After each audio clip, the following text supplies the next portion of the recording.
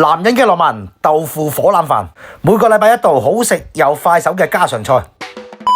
先喺市場買咗20零蚊嘅燒腩仔，然之後將啲葱切成葱段。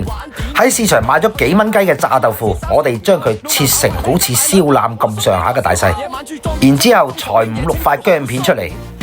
浸發好嘅冬菇剪咗粒丁之後，我哋將佢切成絲。燒熱隻鑊之後，我哋開個中大火，辣香啲燒腩肉先，唔需要落油噶。辣佢嘅時候，啲燒腩自然會出豬油噶啦。辣到佢出油之後，我哋閂翻細少少個火，然之後抌啲薑片落去呢，就爆香啲薑先。啲薑片爆香咗之後，我哋落埋啲蔥白落去爆香埋佢，然之後蘸翻啲好朋友落去增香。然之後我呢個份量呢，就蘸翻1碗水落去炆一炆佢。調味嘅來源落翻1湯匙到嘅雙黃生抽黃，2個湯匙到嘅舊裝蠔油，1個茶匙嘅砂糖和一和啲味。然之後將切好咗嘅冬菇絲呢，調埋落去炆一炆佢索味。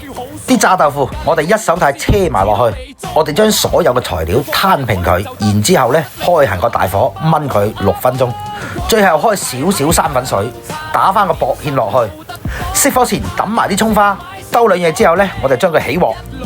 呢汁好食係嘛？咁呢一款撈汁都可以扒3碗白飯嘅豆腐火腩飯就大功告成噶啦，10分鐘之內可以完成一道家常菜。